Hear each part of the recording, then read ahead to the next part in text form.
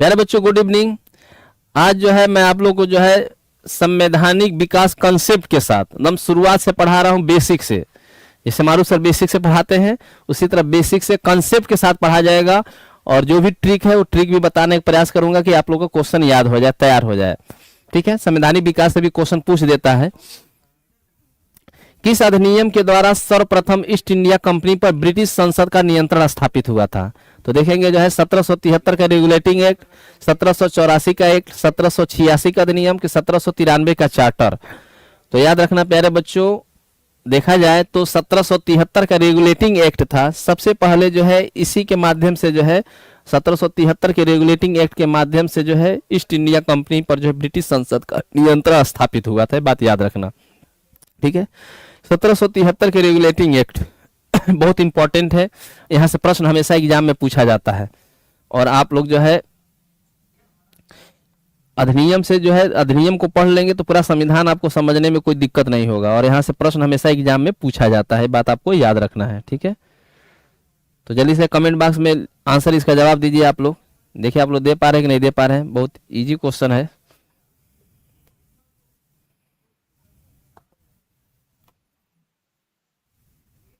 चलिए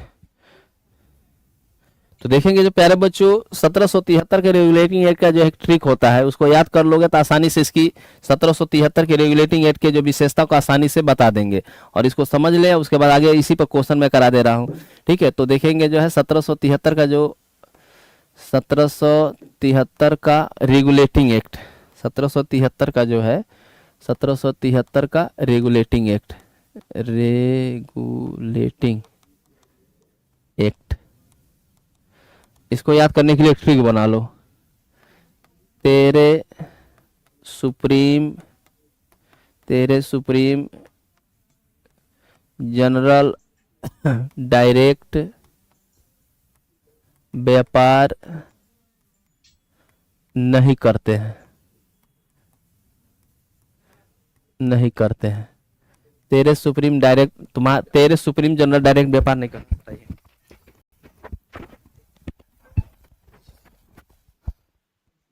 जय हिंद साथियों, जैसा कि पता है बहुत शानदार बैच चल रहा है जो है आप सब विद्यार्थियों के लिए रिवीजन के लिए। इससे बेहतर बैच शायद कोई होगा, और यह बैच पूरा आपका सिलेबस कंप्लीट कराएंगे क्योंकि दरोगा का बैच है।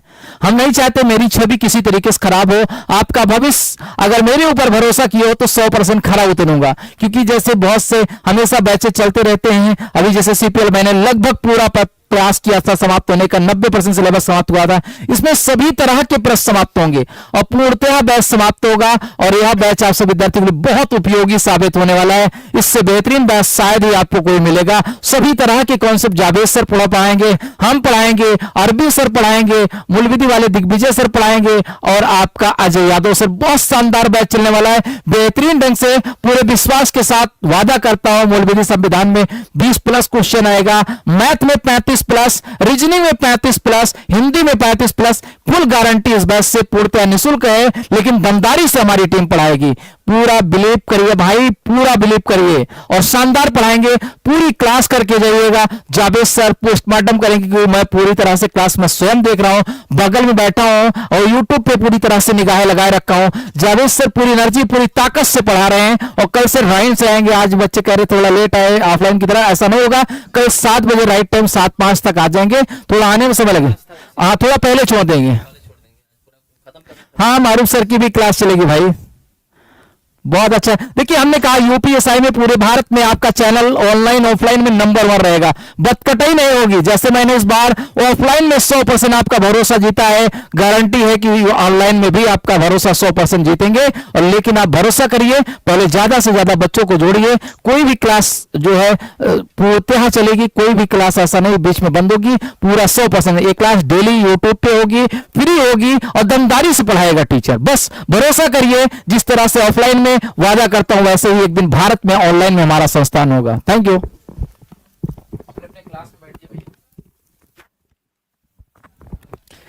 तो प्यारे बच्चों देखो, तेरे सुप्रीम जनरल डायरेक्ट व्यापार करते हैं। 1773 के रेगुलेटिंग एक्ट को आसानी से इस तरह याद कर सकते हैं। 13 से देखेंगे प्यारे बच्चों, 13 से क्या हो जाएगा, तेरे से हो जाएगा 73, 13 से 73, 13 से 73, 13 से 73, 73 का 1773 का अधिनियम, ठीक है, अधिनियम 13 से 73 हो जाएगा। इसी अधिनियम के द्वारा याद रखना है आपको, सुप्रीम से क्या याद रखना है आपको, सुप्रीम कोर्ट की स्थापना का प्रावधान किया गया, सुप्रीम कोर्ट की स्थापना का प्रावधान किया गया, सुप्रीम कोर्ट की स्थापना का प्रावधान किया गया, ठीक है, तो याद रखना। और पहला सुप्रीम कोर्ट जो है 1774 में आप लोग को पता है कोलकाता में स्थापित किया गया, ये ध्यान रखना, ठीक है, ये भी क्वेश्चन पूछा जाता है। जिसके मुख्य न्यायाधीश एलिया इम्पे थे, 3 लोग थे, हाइड, चेम्बर्स और लिमिस्टर। और याद रखना जो बंगाल का गवर्नर होता था उसके नाम के आगे गवर्नर जनरल कर दिया गया, पहले राज्यपाल होता था, महाराज्यपाल होगा, तो देखेंगे बंगाल के गवर्नर का नाम बदल के क्या कर दिया गया, गवर्नर जनरल कर दिया गया। बंगाल का नाम जो है, बंगाल का जो गवर्नर होता था उसका नाम बदल कर क्या कर दिया गया, गवर्नर जनरल कर दिया गया, बात आपको याद रखना है, गवर्नर जनरल कर दिया गया। और जो ईस्ट इंडिया कंपनी में भर्ती के लिए जो है कोर्ट ऑफ डायरेक्टर की स्थापना किया गया, गवर्नर जनरल ऑफ इंडिया, ठीक है, गवर्नर जनरल, बंगाल के गवर्नर का नाम गवर्नर जनरल कर दिया गया। और जो ईस्ट इंडिया कंपनी में जो भर्तियां होती थी वो कहा गया कि कोर्ट ऑफ डायरेक्टर के माध्यम से किया जाएगा, court of director, court of director, court of director, जिसको निदेशक मंडल कहा जाता था, निदेशक मंडल, निदेशक मंडल, ठीक है, कोर्ट ऑफ डायरेक्टर, इसको निदेशक मंडल कहा जाता था। इसमें देखिए कोर्ट ऑफ डायरेक्टर को 1858 का अधिनियम में खत्म कर दिया गया। और देखेंगे ईस्ट इंडिया कंपनी घाटे में आ रही थी और वहाँ गवर्नर जनरल और अधिकारी कर्मचारी जो होते थे ईस्ट इंडिया कंपनी के, वह जो है निजी व्यापार पर ज्यादा ध्यान देते थे, जिससे ईस्ट इंडिया कंपनी घाटे में आ रही थी, बार बार सरकार से पैसा लोन लेना पड़ जा रहा था। तो इसीलिए इस अधिनियम के द्वारा कहा गया कि ईस्ट इंडिया कंपनी में काम करने वाले अधिकारी कर्मचारी गवर्नर जनरल जो है निजी व्यापार नहीं करेंगे। तो निजी व्यापार पे जो है क्या किया गया, प्रतिबंध लगा दिया गया, निजी व्यापार पे जो है, निजी व्यापार पर प्रतिबंध लगा दिया गया, प्रतिबंध। अब ईस्ट इंडिया कंपनी के कार्यों पर ही फोकस करना है, जितने भी कर्मचारी अधिकारी गवर्नर जनरल है वो निजी व्यापार नहीं करेंगे, राजाओं से गिफ्ट इनाम नहीं लेंगे। और इस अधिनियम के द्वारा जो है ईस्ट इंडिया कंपनी को जो है 20 वर्षों के लिए भारत में लाइसेंस दे दिया गया, परमिशन दे दिया गया। तो यहाँ से देखो मेन क्वेश्चन हमेशा पूछा जाता है प्यारे बच्चों कि सुप्रीम कोर्ट की स्थापना किस अधिनियम के द्वारा किया गया, 1773 के रेगुलेटिंग एक्ट के माध्यम से किया गया था। और पूछा जाता है कि बंगाल का जो गवर्नर था गवर्नर जनरल कर दिया गया। तो देखो बंगाल का जो है अंतिम, बंगाल का पूछा जाएगा कि प्रथम गवर्नर जनरल कौन था बंगाल का, तो वारेन हेस्टिंग बताएंगे। क्या बताएंगे, Warren Hasting, Warren Hastings, Warren Hastings था। अब बंगाल का प्रथम गवर्नर पूछा जाएगा तो लॉर्ड क्लाइव बताएंगे, ठीक है। तो बंगाल का अंतिम गवर्नर जनरल पूछा जाएगा तो लॉर्ड विलियम बेंटिंक बताना है। पूछा जाए कोर्ट ऑफ डायरेक्टर की स्थापना किस अधिनियम के द्वारा किया गया, 1773 के। ईस्ट इंडिया कंपनी के अधिकारी कर्मचारियों को निजी व्यापार पर प्रतिबंध लगाया गया, तो देखेंगे 1773 के रेगुलेटिंग एक्ट में। ईस्ट इंडिया कंपनी को 20 वर्षों के लिए परमिशन दे दिया गया, 1773 के रेगुलेटिंग एक्ट में किया गया। ये विशेषता आपको याद रखना है। अब चलिए इस पर क्वेश्चन किया जाए, किस अधिनियम के द्वारा सुप्रीम कोर्ट की स्थापना का प्रावधान किया गया। अभी जस्ट मैं बताया हूं, 1773 के रेगुलेटिंग एक्ट, 1784 का एक्ट, 1786 का अधिनियम के 1793 का चार्टर। तो देखेंगे सुप्रीम कोर्ट की स्थापना, ठीक है। 13 सुप्रीम जनरल डायरेक्ट व्यापार नहीं करते हैं, यही बताया था आप लोग को। तो इस तरह देखेंगे 1773 के रेगुलेटिंग एक्ट में सुप्रीम कोर्ट की स्थापना किया गया था। और यह देखेंगे व्यवहारिक रूप से देखेंगे 1774 में जो है व्यवहारिक रूप से देखेंगे कोलकाता में, याद रखना प्यारे बच्चों, कोलकाता में जो है सुप्रीम कोर्ट स्थापित कर दिया गया, सुप्रीम कोर्ट स्थापित कर दिया गया, स्थापित कर दिया गया, स्थापित कर दिया गया, ठीक है। 1774 में कोलकाता में सुप्रीम कोर्ट स्थापित कर दिया गया। पूछा जाता है इसमें मुख्य न्यायाधीश कौन थे, चीफ जस्टिस कौन थे। तो चीफ जस्टिस जो है एलिजा इम्पे थे, एलिजा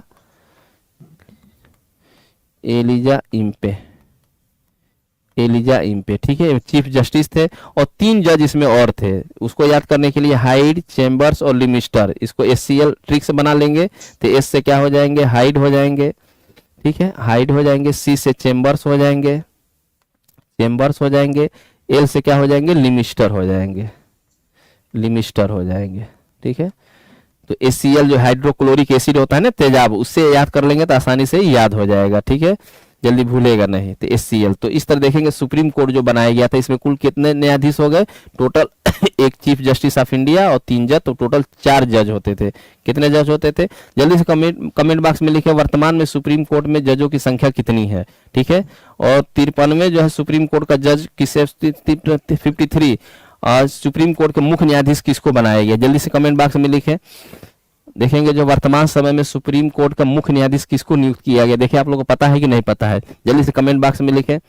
देखिए आप लोग बता पा रहे हैं कि नहीं बता पा रहे हैं, चलिए। और ये जो सुप्रीम कोर्ट बनाया गया था इसके दिए गए डिसीजन को जो है आप जो है प्रीवी काउंसिल पहुंच जाते थे, वहां से डिसीजन जो है लेकर चले आते थे। तो मतलब ये सुप्रीम कोर्ट जो है कमजोर बनाया गया था, इसके डिसीजन को प्रीवी काउंसिल लंदन जो है में जाते थे लोग, वहां से डिसीजन लेके आते थे, इसके डिसीजन को रद्द कर दिया जाता था। चलिए अगला बताइए। तो सुप्रीम कोर्ट में देखेंगे, हाँ सही बता रहे हैं, 33 एक मुख्य न्यायाधीश और 33 जज, टोटल 34 जज हैं। और वर्तमान में कौन है, सूर्यकांत है। वेरी गुड, बहुत बढ़िया जवाब दे रहे हैं, very good, Suryakant very good. 53 जो है सूर्यकांत है।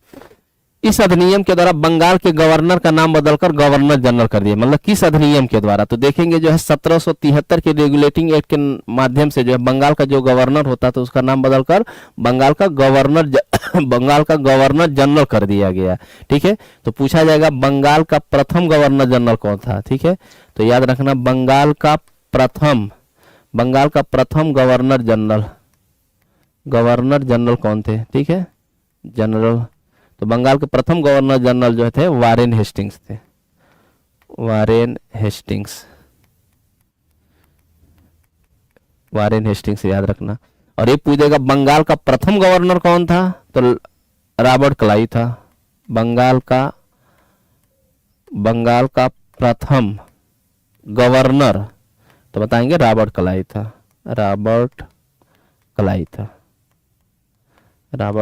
था, ठीक है, याद रखना। और पूछ देगा, आप जल्दी से कमेंट बॉक्स में लिखे बंगाल का अंतिम गवर्नर जनरल कौन था। क्वेश्चन का जवाब जल्दी से लिखे, बंगाल का अंतिम गवर्नर जनरल कौन था, जल्दी से कमेंट बॉक्स में लिखे बंगाल का अंतिम गवर्नर जनरल कौन था। देखिए आप लोग बता पा रहे हैं कि नहीं बता पा रहे हैं, इस क्वेश्चन का जवाब जल्दी दीजिए, जल्दी से दमदारी से एक बार शेयर कर दीजिए। बहुत अच्छे क्वेश्चन लाया हूं और ट्रिक के साथ पढ़ाऊंगा, पूरा याद हो जाएगा। अगला देखिए, बंगाल का प्रथम गवर्नर जनरल कौन था। बंगाल का प्रथम गवर्नर जनरल जो था, याद रखना बंगाल का प्रथम गवर्नर जनरल था वारेन हेस्टिंग्स था। कौन था, वारेन। बंगाल का प्रथम गवर्नर जनरल कौन था, वारेन हेस्टिंग्स था, ये ध्यान रखना, ठीक है, याद रखना प्यारे बच्चों। पहले जो है ईस्ट इंडिया कंपनी आई तो बंगाल में क्या होते थे, गवर्नर होते थे, क्या होते थे, गवर्नर आते थे। और 1773 के रेगुलेटिंग एक्ट में जो है बंगाल का जो गवर्नर होता था उसका गवर्नर जनरल नाम कर दिया गया, ठीक है। और देखेंगे जब 1833 का जब चार्टर एक्ट आया तो जो बंगाल का गवर्नर जनरल होता है उसको पूरे भारत का गवर्नर जनरल ऑफ इंडिया कर दिया गया, ये ध्यान रखना। और फिर देखेंगे जो है 1858 का जब अधिनियम आया तो ये जो भारत का गवर्नर जनरल था इसका नाम बदल कर समाप्त कर दिया, भारत का गवर्नर जनरल का पद खत्म करके वायसराय बना दिया गया। क्या बना दिया गया, वायसराय बना दिया गया, ठीक है, बात याद रखना, ध्यान रखना। और देखेंगे 1947 में जब देश आजाद हुआ तो वायसराय का पद समाप्त करके फिर गवर्नर जनरल आ गया, ठीक है। तो इस तरह देखेंगे बदलाव हुआ है, तो इस कॉन्सेप्ट को भी आपको जानना है, नहीं तो यहाँ 12 क्वेश्चन बनते हैं और ये चीजें आपको पता है तो आराम से जो है आप बता सकते हैं, ठीक है। तो पूछ देगा कि बंगाल का प्रथम गवर्नर कौन था, तो रॉबर्ट क्लाइव था। पूछा जाएगा बंगाल का अंतिम गवर्नर कौन था, तो वारेन हेस्टिंग्स था। बंगाल का प्रथम गवर्नर जनरल कौन था, वारेन हेस्टिंग्स था। पूछा जाए बंगाल का अंतिम गवर्नर जनरल कौन था, लॉर्ड विलियम बेंटिंक था। भारत का प्रथम गवर्नर जनरल कौन था, लॉर्ड विलियम बेंटिंक था।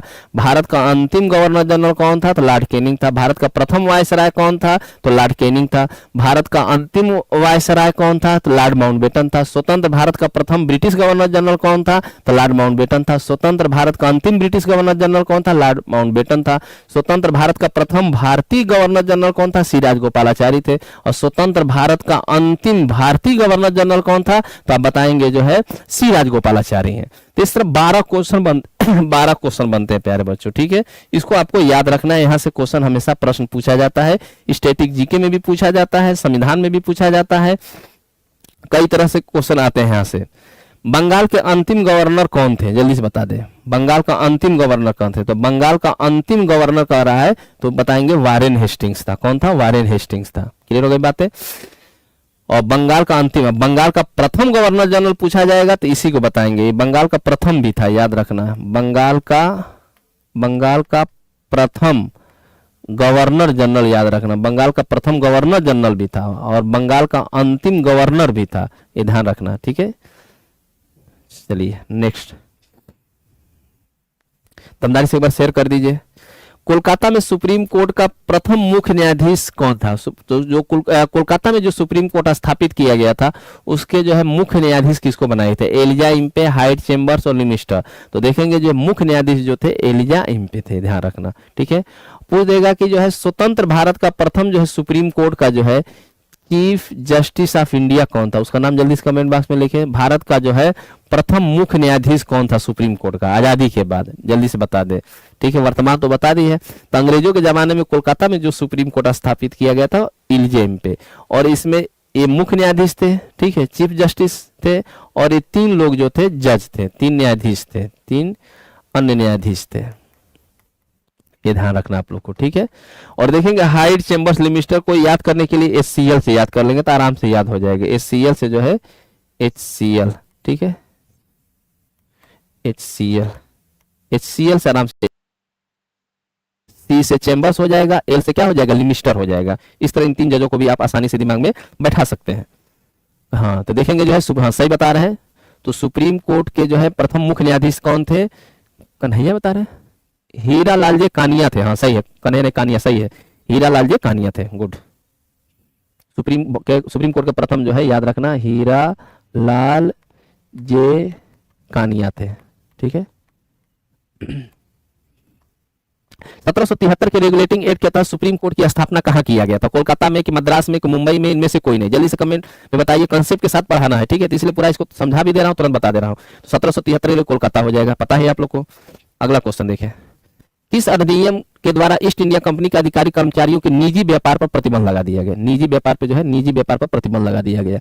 1773 के रेगुलेटिंग एक्ट, 1784 के एक्ट, 1786 का अधिनियम, 1813 का चार्टर। दमदारी से एक बार शेयर कर दीजिए आप लोग। वेरी गुड, बहुत बढ़िया जवाब दे रहे हैं। ठीक है, तो देखेंगे जो 1773 की रेगुलेटिंग एक्ट के माध्यम से जो है ईस्ट इंडिया कंपनी के अधिकारी कर्मचारी और गवर्नर जनरल को निजी व्यापार पर प्रतिबंध लगा दिए, क्योंकि ईस्ट इंडिया कंपनी पर ये लोग फोकस न करके अपने निजी व्यापार पर ज्यादा ध्यान दिए थे।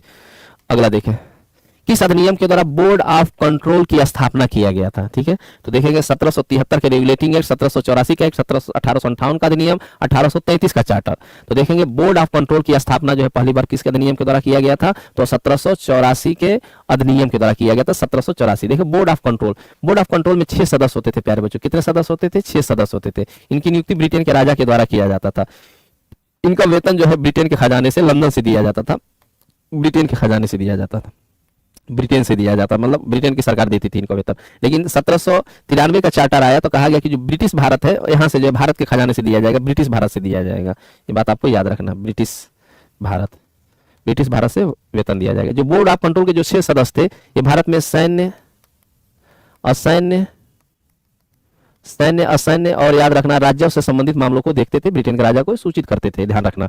1773 का बोर्ड ऑफ कंट्रोल को जो है 1858 का जब अधिनियम आया तो 1858 के एक्ट के माध्यम से, अधिनियम के द्वारा जो है बोर्ड ऑफ कंट्रोल को क्या कर दिया गया? समाप्त कर दिया गया। याद रखना, समाप्त कर दिया गया। ये बात आपको याद करना है। ठीक है, दमदारी से शेयर कर दीजिए। अब लाइक नहीं कर रहे हैं आप लोग, बहुत कंजूसई कर रहे हैं आप लोग। ठीक है, अब दमदारी से शेयर कर दीजिए। टीचर का जो है हौसला तभी बढ़ता है जब आप लोग शेयर करते हैं, वाचिंग जाती है अच्छी तो टीचर का मन लगता है और अच्छा क्वेश्चन कराता है। ठीक है, तो दमदारी से शेयर कर दीजिए। Archana Gaur, very good. Neelu Singh, Saurabh, good evening sir, good evening. Garima Thakur, चलो गुड इवनिंग सर जी। किस अधिनियम को संविधान संशोधन अधिनियम के नाम से जाना जाता है? 1773 का रेगुलेटिंग एक्ट, 1781 का एक्ट, 1786 का अधिनियम, 1793 का चार्टर। तो देखेंगे 1773 के रेगुलेटिंग एक्ट में जो संशोधन किया गया था 1781 का अधिनियम को के माध्यम से, तो पहली बार ब्रिटिश भारत में देखा जाए तो 1773 के रेगुलेटिंग एक्ट में संशोधन 1781 का अधिनियम के माध्यम से किया गया। इसलिए 1781 का अधिनियम को जो है संविधान संशोधन अधिनियम के नाम से जाना जाता है। और यहीं से भारतीय संविधान में क्या हुआ? संशोधन की शुरुआत हुआ, देखा जाए तो। ठीक है, संशोधन की शुरुआत हुआ। ठीक है, शुरुआत हुआ। भारत में देखा जाए संविधान संशोधन जो है कहां से लिया गया, साउथ अफ्रीका से लिया गया, साउथ अफ्रीका। पूछे का संविधान संशोधन किस भाग में है, तो याद रखना कोडिंग डिकोडिंग में एस कमे पोजीशन पे आता है, 19 पे आता है, ये कमे पोजीशन पे आता है, 1 पे आता है, तो 19 से कितना हो गया 20। तो संशोधन भारतीय संविधान में किस भाग में दिया गया है, तो इस तरह याद रखना भाग 20 में दिया गया, इसे आप याद कर सकते हो आसानी से। और किस आर्टिकल में दिया गया, तो याद रखना जो है 368 में जो है 368 में जो है संविधान संशोधन का उल्लेख किया गया भारतीय संविधान में। और कितने प्रकार से संशोधन होते हैं, 3 प्रकार से हमारे संविधान में संशोधन होते हैं। याद रखना साधारण बहुमत से संशोधन होते हैं, ठीक है, साधारण बहुमत से। दूसरा जो होता है विशेष बहुमत से संशोधन किए जाते हैं। और तीसरा जो होता है प्यारे बच्चों याद रखना विशेष बहुमत प्लस 50% से ज्यादा राज्यों की सहमति से संशोधन किया जाता है। क्लियर हो गई बातें। तो भारत में पूछा जाए संशोधन की शुरुआत किस अधिनियम से माना जाता है, तो 1781 का अधिनियम बताएंगे प्यारे बच्चों, ये आपको याद रखना है। दमदारी से एक बार शेयर कर दीजिए, लाइक बहुत लोग कम किए हैं, लाइक करने में कंजूसी कर रहे हैं। फ्री की क्लासेज मिल रही है, इतना अच्छा टीचर मेहनत करता है कि क्वेश्चन बनाता है, लाता है, उसको ट्रिक से किसी तरह आपके दिमाग में बैठाता है, और आप लोग जो बस लाइक करना है, देने से बढ़ता है घटता नहीं है। क्यों गिरी, अब ब्रह्मांड में जो देंगे उसका दुगुना ऊपर वाला वापस कर देता है। ध्यान, आपकी वजह से किसी का फायदा हो रहा है तो ऊपर वाला आपको बहुत आगे ले जाएगा। समझ आ गया। तो बहुत से लोग कहते हैं सर ये सब ट्रिक ना बताइए, बच्चे आगे बहुत जान जाएंगे और टीचर सीख जाएंगे तो आगे कोई देखेगा नहीं, वाचिंग नहीं है, ऐसा कुछ नहीं है। ठीक है, आप जितना देते हैं उतना बढ़ता है, एनर्जी बराबर MC²। तो इसलिए देने का भाव रखिए, लेने का भाव न रखिए। किस अधिनियम के द्वारा कोर्ट ऑफ डायरेक्टर की स्थापना किया गया, तभी जस्ट बताया हूं, कोर्ट ऑफ डायरेक्टर तेरे सुप्रीम जनरल डायरेक्ट व्यापार नहीं करते, ये बताया था ना 1773 के रेगुलेटिंग एक्ट के माध्यम से। किस अधिनियम के द्वारा लॉर्ड कॉर्नवालिस को भारत का शक्तिशाली गवर्नर जनरल बनाकर भेजा गया था, 1773 के रेगुलेटिंग एक्ट, 1784 का एक, 1786 का अधिनियम, 1793 का चार्टर। तो देखेंगे लॉर्ड कॉर्नवालिस, भारत में सिविल सेवा का नींव इसी ने डाला था। भारत में जो देखा जाए तो सिविल सेवा का नींव इसने डाला, सिविल सेवा का नींव इसी ने डाला था। ठीक है, इसी को श्रेय जाता है, सिविल सेवा का श्रेय याद रखना, सिविल सेवा का श्रेय जो है लॉर्ड कॉर्नवालिस को जाना जाता है। ठीक है, तो देखेंगे इसको भारत में गवर्नर जनरल, एक शक्तिशाली गवर्नर जनरल बनाकर भेजने के लिए जो है 1786 का अधिनियम लाया गया। और देखेंगे 1784 में एक प्रधान सेनापति का पद बनाया गया था, प्रधान सेनापति का पद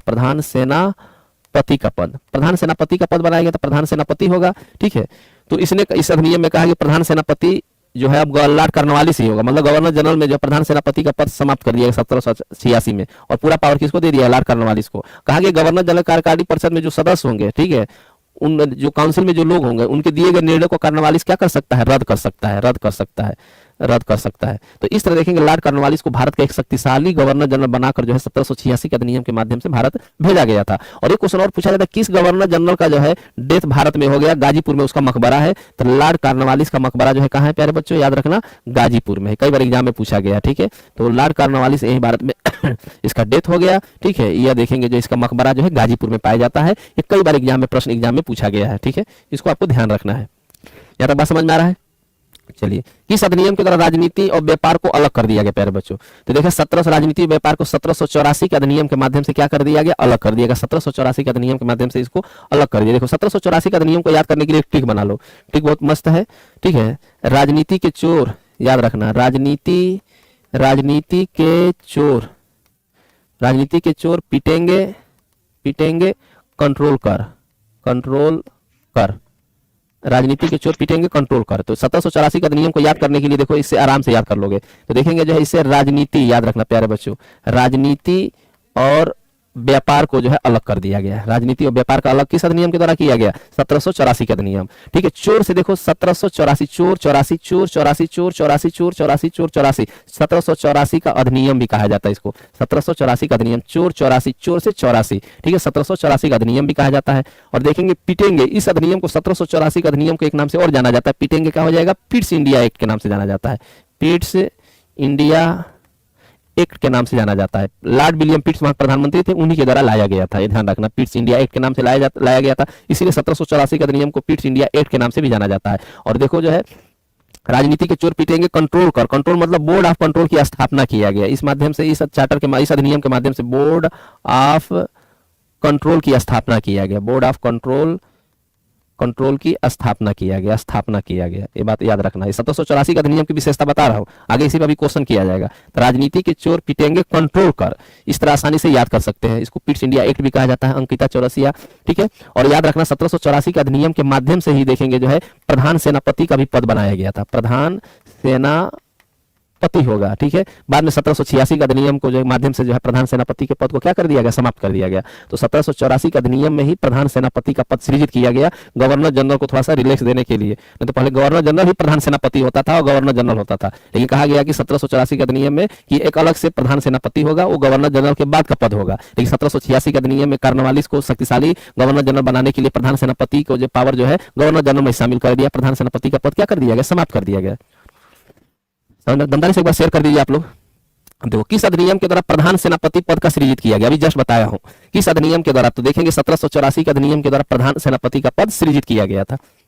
अगला देखो किस अधिनियम के द्वारा गवर्नर जनरल को अपने काउंसिल के द्वारा दिए गए निर्णय को समाप्त करने का अधिकार दिया गया। तो देखेंगे जो प्यारे बच्चों 1786 का अधिनियम जो था ये लॉर्ड कॉर्नवालिस को एक शक्तिशाली गवर्नर जनरल बनाकर भारत भेजना था। इसमें कहा गया कि प्रधान सेनापति का पद अब खत्म होगा, प्रधान सेनापति का पावर पूरा लॉर्ड कॉर्नवालिस को दे दिया गया। प्रधान सेनापति का पद जो 1784 में बनाया गया था वो 1786 में खत्म कर दिया गया, लॉर्ड कॉर्नवालिस को गवर्नर जनरल को निहित कर दिया गया। और देखेंगे जो गवर्नर जनरल का जो काउंसिल होगा, जो डिसीजन देंगे, तो लॉर्ड कॉर्नवालिस जो गवर्नर जनरल है वो उस काउंसिल के दिए गए डिसीजन को क्या कर सकता है, रद्द कर सकता है। तो इस तरह देखेंगे 1786 अधिनियम का मेन उद्देश्य है कि लॉर्ड कॉर्नवालिस को भारत का एक शक्तिशाली गवर्नर जनरल बनाकर भेजना था। ये बात आपको याद रखना है, यहाँ से प्रश्न हमेशा एग्जाम में पूछे जाते हैं प्यारे बच्चों।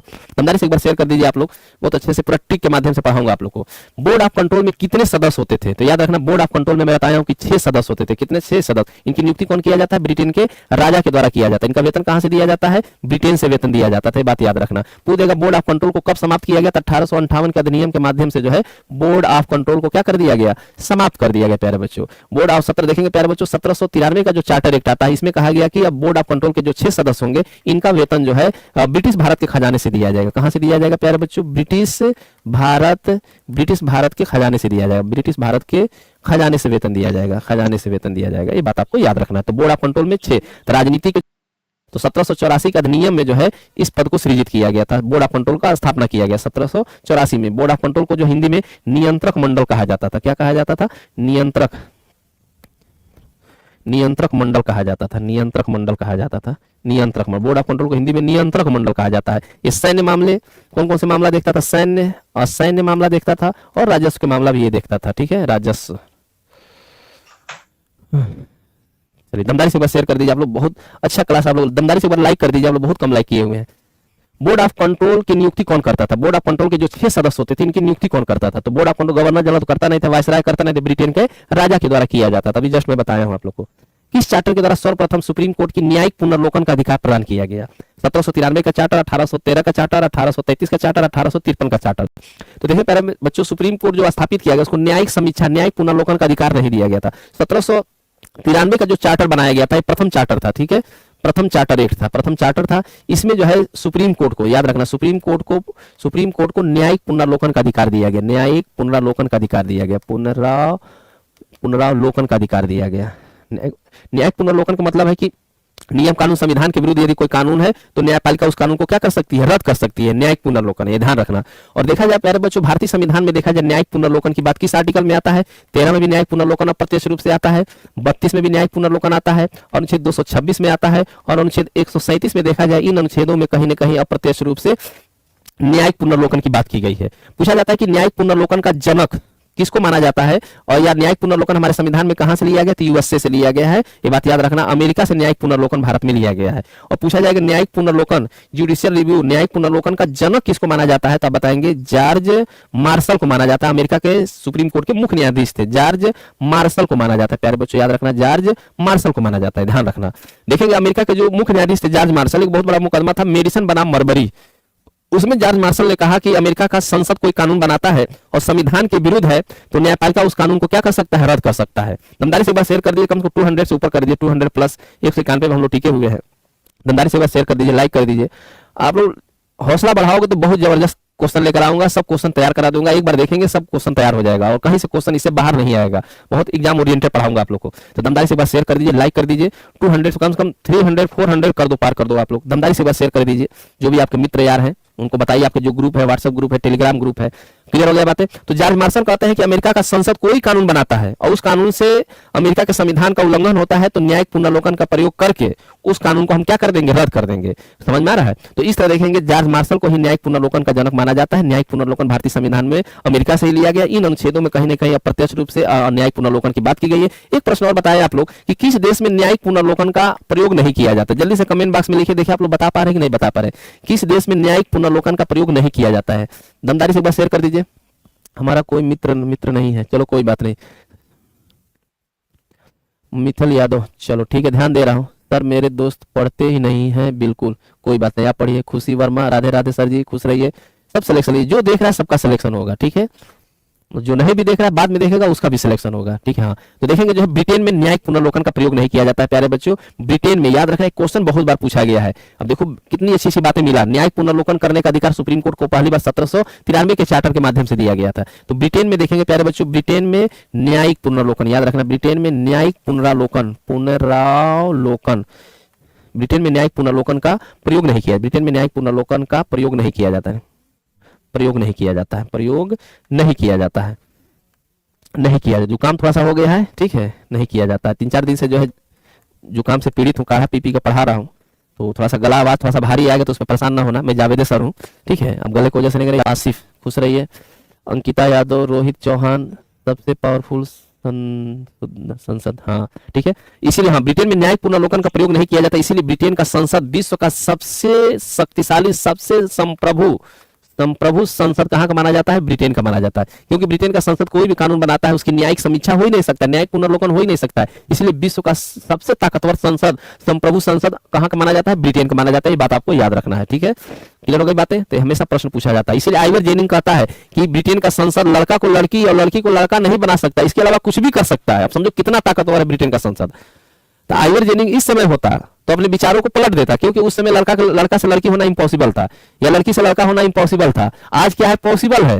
कोई भी व्यक्ति जो है लड़का से लड़की, लड़की से लड़का हो सकता है। तो आज आइवर जेनिंग होता तो ये भी कह देता है कि ब्रिटेन का संसद लड़का को लड़की भी बना सकता है, लड़की को लड़का भी बना सकता है। जावेद सर, आपको पाकिस्तान अच्छा लगता है? सारे जहां से अच्छा हिंदुस्तान हमारा, समझ आ गया। मैं सपने में भी ना कभी पाकिस्तान जाऊं, और 7 जन्म में कभी भी जन्म लूं तो मैं भारत में ही जन्म लूं, ठीक है। हमको भारत सबसे अच्छा लगता है। तो पाकिस्तान इस तरह के क्वेश्चन ना पूछो, इससे थोड़ा सा कष्ट होता है। तुम जिस वे में पूछते हो तुम लोग, ठीक है। देशभक्ति हम लोग कूट कूट के भरी हुई है, समझ में आ गया। तो देश हमारा सबसे बेस्ट देश है। चार्टर कितने साल पर लाए जाते थे? देखो प्यारे बच्चों, चार्टर 20-20 साल पर लाए जाते थे। चार्टर कितने साल पे लाए जाते थे? 20-20 साल पे लाए जाते थे। बात आपको याद रखना है, ठीक है। तो चार्टर 20 साल पे लाए। देखो पहला चार्टर, देखो ध्यान से रखना, चार्टर मतलब राजलेख होता है। देखोगे 1793 का जो है पहला चार्टर एक्ट आया था, याद रखना। इसी में 20 साल जोड़ दोगे तो दूसरा चार्टर आपका निकल जाएगा, ठीक हो जाएगा। देखेंगे जो है 3 और 0 जोड़ दोगे तो आपको कितना हो जाएगा, 13। 1813 का जो है दूसरा चार्टर एक्ट हो जाएगा। इसी में 20 साल और जोड़ दो, ठीक है। तो देखेंगे जो है 3 कितना हो जाएगा, 1833, ये तीसरा चार्टर एक्ट हो जाएगा। तो याद रखना, कंफ्यूज ना होना। अब इसमें जो है 10 साल और जोड़ दो, ठीक है। तो जोड़ दोगे तो कितना हो जाएगा, सॉरी 20 साल जोड़ना है ना, सॉरी 20 साल जोड़ना है, 20 साल जोड़ना, 20 साल पाता था तो इधर 3 हो जाएगा, 5 हो जाएगा, और 1853 का। इस तरह देखेंगे चौथा चार्टर एक्ट, ठीक है। तो इस तरह देखेंगे चार्टर जो होते थे वह कितने साल पे आते थे, 20-20 साल पे आते थे। देखो 1773 का जो है, 1793 का जो है पहला चार्टर आया था, इसमें 20 साल जोड़ दोगे तो देखेंगे 1813 का चार्टर दूसरा चार्टर एक्ट आया था, और इसमें देखेंगे 1833 में जो है 20 जोड़ दोगे तो आप कितना हो जाएगा, 1858 का चार्टर। तो इस तरह देखेंगे 20-20 साल पर चार्टर आते थे। कितने साल पे आते थे, 20। तो पहला चार्टर 1793, दूसरा चार्टर जो है 1813 का चार्टर, ठीक है। इसको राजलेख कहा जाता था। ये भी एक तरह से कानून अधिनियम होता था, राजा का आदेश ही होता था, राजलेख। ये तीसरा चार्टर था 1833, और चौथा चार्टर। और इन चार्टर की विशेषता भी पढ़ना है, ठीक है। अधिनियम तो संसद के द्वारा पारित किए जाते थे, राजलेख राजा का आदेश होते थे ईस्ट इंडिया कंपनी के लिए। समझ में आ रही बातें? दमदारी से बस शेयर कर दीजिए। चलो अगला देखो, अंग्रेजों का प्रथम चार्टर कब लाया गया था? अभी जस्ट मैं बताया हूं। तो 1793 का जो है पहला चार्टर आया था। अगला क्वेश्चन देखो, किस चार्टर के द्वारा ईसाई मिशनरियों को